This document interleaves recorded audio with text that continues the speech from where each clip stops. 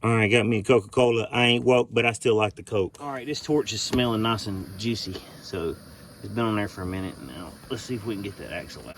I'm telling y'all, I'm in my element when I'm working on a car. I've been doing this for 20 years. This is what I do. Make sure you don't lose nothing. I don't care if it's laying in the grass, gravels. There's some used condoms that came out of the car. I don't know whose them are. They're not used, but they're old. I ain't gonna use them. They wasn't in the box. I'm good. Anyhow, you should have every bolt and nut, everything you take off, don't lose it. So I'm gonna show y'all something today that I've been working on.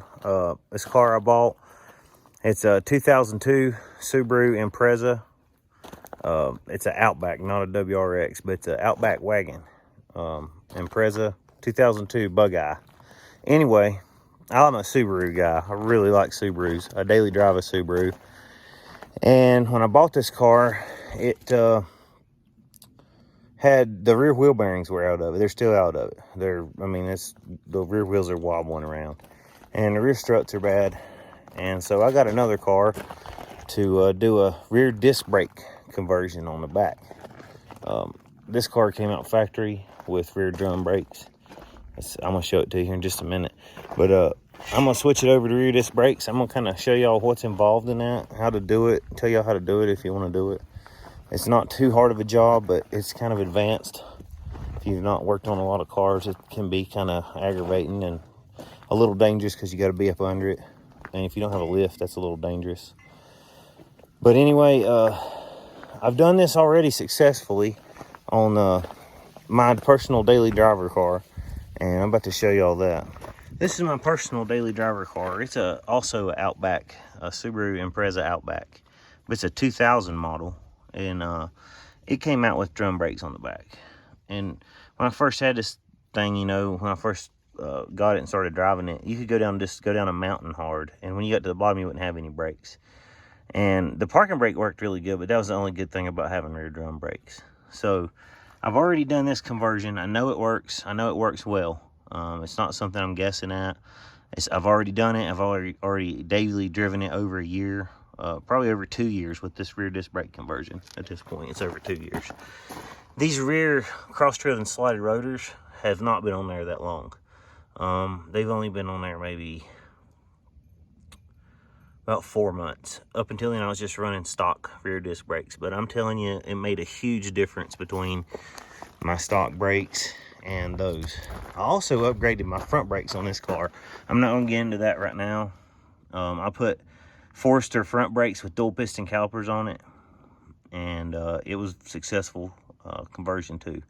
This car stocks 100% better than it did factory. I love my Subarus. If they're not up to par when I get them, I'll just keep them and drive them and make what I want out of them. You can see I have a trailer hitch on it there. I got a roof rack. I haul stuff on top. I make my Subaru what I want it to be. I mold my Subaru to me. That's what I do. And I really like my Subaru. I've got a review video about these tires. I really like General Ultimax RT43s. I run them pretty steady. Now, this car here, this is a rear drum brakes that are factory on it. The wheel bearings are just wore completely out. So, and these struts are shot. Look right here how bad these struts are. I've not seen a strut that bad, maybe ever. That's terrible. Anyway, that strut's awful. So I gotta put new struts on it too. I think the car I got the struts off of, also I think I can use the rear struts off it for this, so I think I'm good on that. But this is a good looking car. I didn't have to pay much money for it, but still a good little bit of money, but I didn't have to pay a whole lot for it. But it was broke down and everything when I got it. I have to work on it, so that's how it goes. But I really like my Subarus. I had a 02 model WRX with a turbocharger on it, and all that trash that there came out of this car. We was cleaning it out, so just look over that. I hadn't had time to pick it up, but this car's just beautiful. I think it's going to probably be up for sale after I get it running smooth and drive it for a little bit. I need to sell something and make some money on it. Anyway, let's get started on this. I'll show y'all what I'm going to do here. I'll show you what I've already done. Set this tripod up. All right, any of you JDM guys that like JDM Subaru racing, if you buy some kind of an old Subaru like this and you want to do a rear disc brake conversion, it's really simple. But the only thing you're going to need is you're either going to need access to, or you're going to need a whole car that's got good rear wheel bearings and good rear brakes.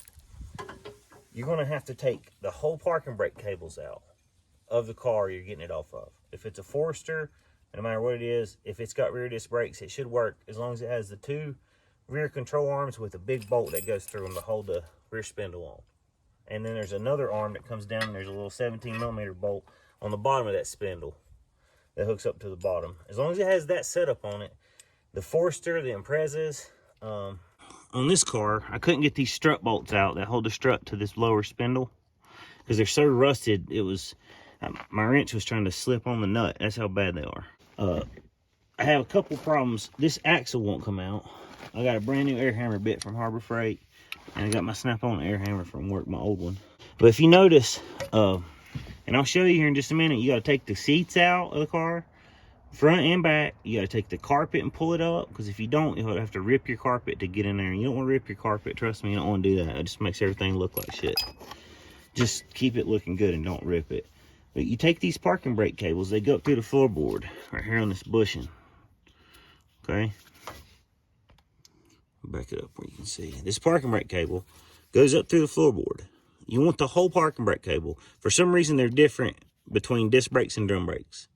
So you don't want to try to use your parking brake cable and leave it on your car. You want to get the parking brake cable with your rear disc brake assembly off of the car you're getting it off of. You need your parking brake cable. You also need this right here. This is your ABS sensor wire. Hold on, let me get that front of this jack. It's also underneath the carpet. It also has a rubber grommet. It goes up through the floor pan. It's really easy to get to. It's right underneath the back seat. So unplug it, pull it down through the floor pan. It's got a couple of little 12mm bolts that hold it in. They might be rusty. Take your time, get them out. It's got this thing, this little bracket that bolts it to this rear control arm. You gotta unhook that. All that needs to come with this, and there's a reason. The sensor may be the same depth and everything. It may be the same part number between the cars. That's not the problem. The problem is right here. It is hell sometimes to get those sensors out of the back of this. It's impossible. It's dang near, if not impossible, to get these sensors out without breaking them. So what you do is you just take the whole sensor wire and the parking brake cable and everything off the car and get that all new. Take this whole deal off. Don't break it, just take it off. Leave it together in case you want to sell this to somebody. They might need it, and they can put a new bearing in it and stick it back on their car. I like saving stuff and not getting rid of it. I'm kind of weird. I'm a hillbilly and broke, so I like to save everything and keep it that way. If you ever need it, you'll have it. Let's see if we can get this thing out here.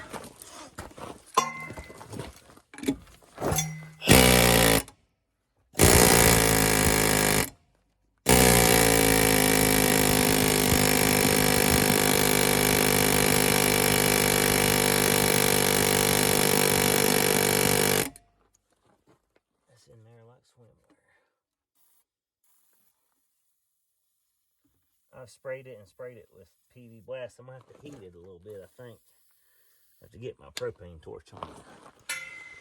Yeah, get my propane torch up here. All right, got me a Coca-Cola. I ain't woke, but I still like the Coke. I'll set this torch on here. Prop it up. Just let it heat for a little bit. I usually use acetylene if I have it at work, but if you don't have it, you gotta use what you got. Or we'll sit here and take a sip of our Coke, let that heat up for a few minutes, and when it gets nice and warm, I'll drive it out. And I'm not using that wheel bearing, and you have to get it pretty hot to hurt the wheel bearing, but if you're gonna reuse it, it might be something you wanna think about, not getting it quite as hot so you don't melt your seals in your wheel bearing. Now, you want to be careful with everything.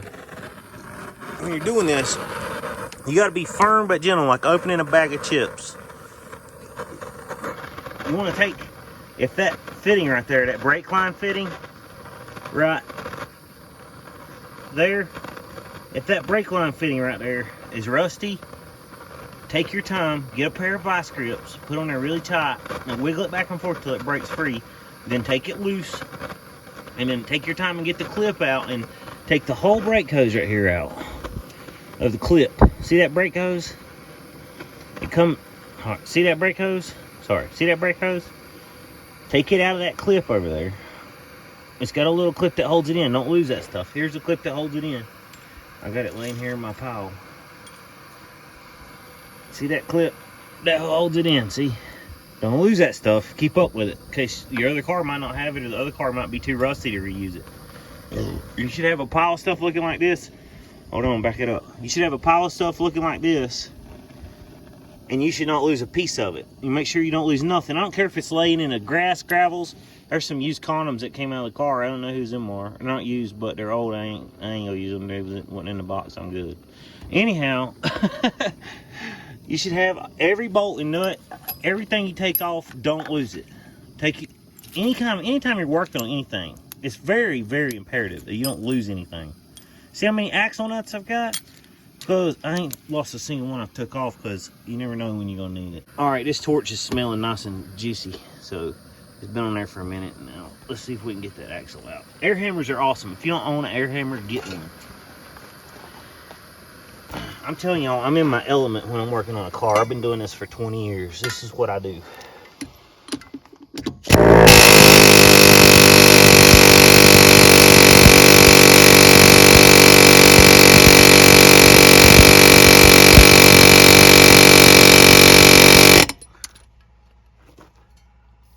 Need a little more. Put this in there while it's hot and it'll suck it up in there. It'll help it to penetrate better. That's what she said.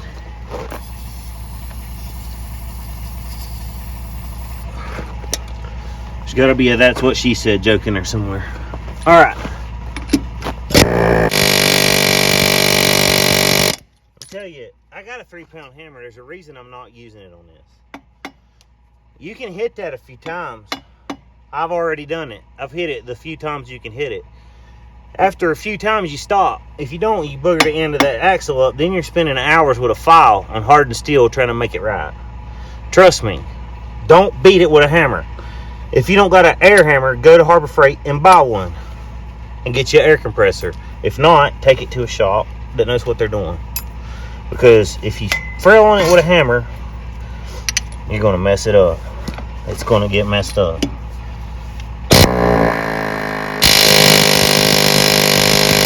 Alright, I'm going to tell y'all what just now happened, okay? I'm going to explain what just happened. I heated that axle up really hot, okay? Now, I started hammering on it when it was hot. While it's hot, it won't come out because you expanded the metal out, okay? But when I sprayed this in there, when it's hot, it helps it suck it in there and penetrate. Now it's cooling back down and it's contracting back and it's sucking in more of this. Now it's starting to move. That's how you do it.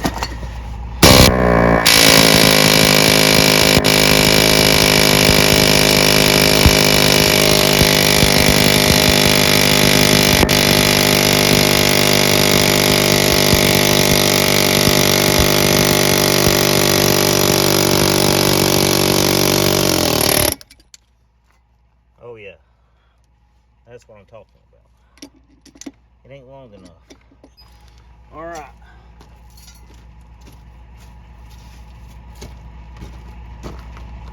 I'm gonna have to hit this axle. If you ever use it on the axle itself, make sure you put it on a spot. Bust it, crack it. All right, now it's out. Drag this out of the way and show you what I got.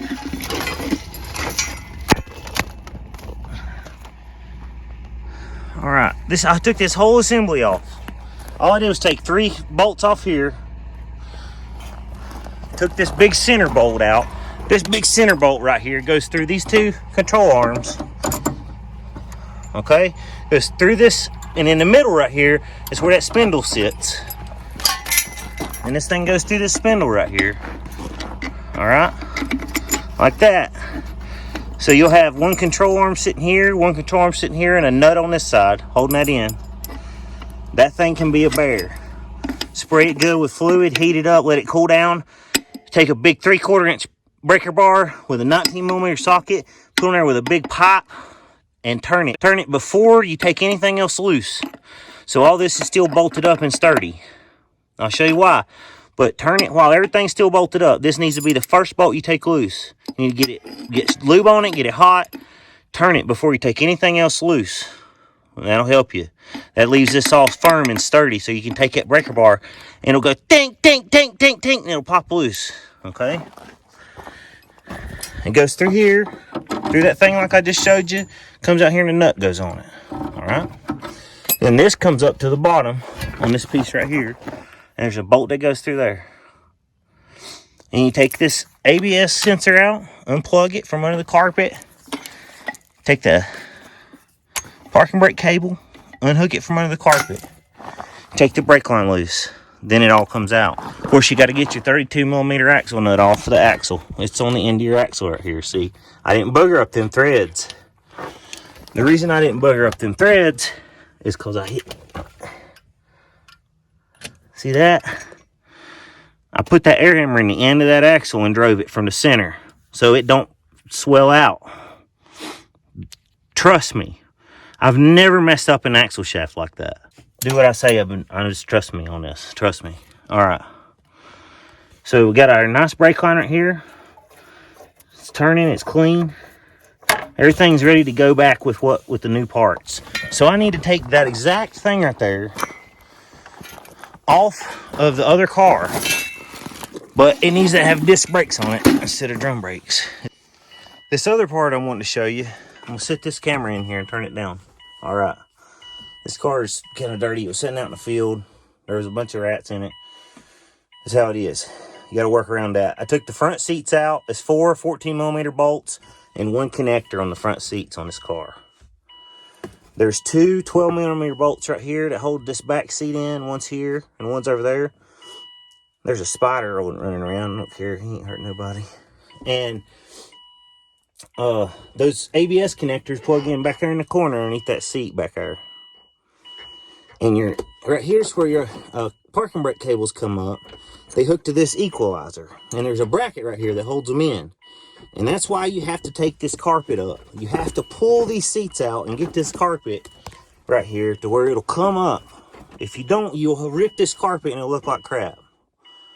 Don't make your car look like crap. If you bought a JDM car and you want it to be nice, don't rip your carpet. Just take your seats out, pull this carpet loose underneath this plastic, and pull it up right here and lift it up and get to them brackets and loosen them. It's 12mm bolts. Right there's the bracket, one of them. And right here's one bracket. And right there's the other one. That holds the cables together. 12mm nuts. Really simple. That's how your parking brake works. One cable goes in here, one cable goes in here on both sides. You got to push that rubber bushing down through the floorboard right there, see? And slide that cable out. All right, that's how you get your cable out, and that's how you get your sensor out. Your sensor is exactly the same. It goes through that hole right there. See that hole? Pull it out of there. It plugs into this connector right here and comes through that hole right there. Just push it down through there, pull it out the bottom. You got to make sure it's unhooked and everything from all the bolts. That's simple, easy. All right, now I'm gonna show you where I'm getting my parts from. My buddy bought this car right here for parts for his Forester. He bought a Forester and it needed a steering rack. He's a dang rambunctious farm dude. I ain't never seen nothing like it. He'll probably watch this video. I love him to death. CJ, you the man, but golly. Look what he done to the side of it with his tractor, flipping it over to get parts out from under it. Damn, I could have sold them doors. He'll be all right. Anyway, I love you to death, CJ. You a rambunctious man, dude. Anyway, that's where I got my parts out of, and right here's the parts I need. But I already got the struts unhooked from them. And because this is unhooked from the car and there ain't no strut, it's kind of giving me a problem trying to get these bolts out. That's why I'm telling you, even with a big 1/2-inch impact gun, snap-on, these ain't wanting to move. So I sprayed them down really good. I'm going to spray them down 2 or 3 more times. I'm going to heat them up. I'm going to hit them with the impact, spray them, heat them up. Eventually, these will come out. And if you notice, I didn't tear this up. None of this stuff tore up. I can get that brake line right there out, and that'll be good. And the cable, too. Same thing. I didn't mess anything up when I took it loose. And I believe these struts, believe it or not, I'm gonna look and see actually, because I want to know, I'm curious if these struts are the same size. As they came off a Forester, they might end up lifting my car. I don't know. Let's put them right here and see.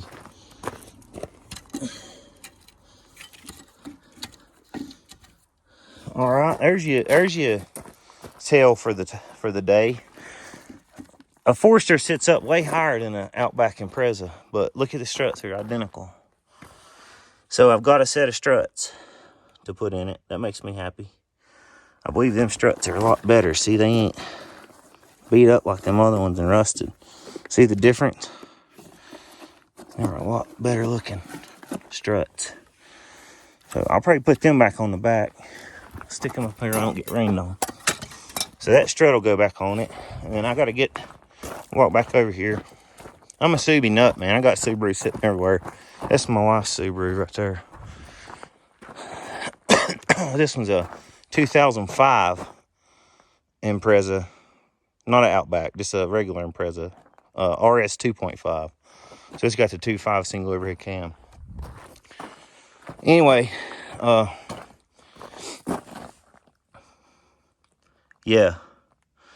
I got to get all that stuff off, and I'm going to take it over there, and we'll put it on that car. Now that car's going to have rear disc brakes. And I'm going to keep my fingers crossed that these wheel bearings don't make noise. I don't know. I didn't get to drive this car. I don't know if they're good or not. So I may end up still having to go back and put wheel bearings in it. But I'm going to put anti-seize on everything. It'll be real easy to take back apart, and the wheel bearings will be a breeze. I don't know if you noticed, but on this connector, I actually cut the connector out of my donor car. And before this car leaves, I'll cut every connector out of it. Probably take the wiring harness, computer, engine, transmission. Anyway, I like Subaru, so I'll probably keep that stuff. Anyway, I did that for a reason. If that connector for some reason didn't match this one in that other car, you could just splice this in and you'd have it still be connected like factory. You just solder and heat shrink that and put tape over it real nice, and it wouldn't even look like it's ever been messed with. I like stuff like not looking like it's ever been messed with. That's how I like it. Anyhow, that's where I'm at, y'all. That's what I'm doing. I'm gonna turn this beast right here into something slick. Might even get that little body work right there fixed in that rocker panel. I ain't decided. Hope y'all enjoyed. This has been a rear disc brake conversion episode on the Hillbilly Hard YouTube channel. See ya. Guys, I'm gonna finish this rear disc brake conversion on the next video that I do on when I get this car done. And y'all are going to see every bit of it. I'm going to drive it and everything. So stay tuned. We'll get this car going. If y'all like this content, I'll make a lot more of it. I really like Subarus. I want to work on them all the time. I'll just start making Subaru content. Y'all let me know what you think. Have a nice day.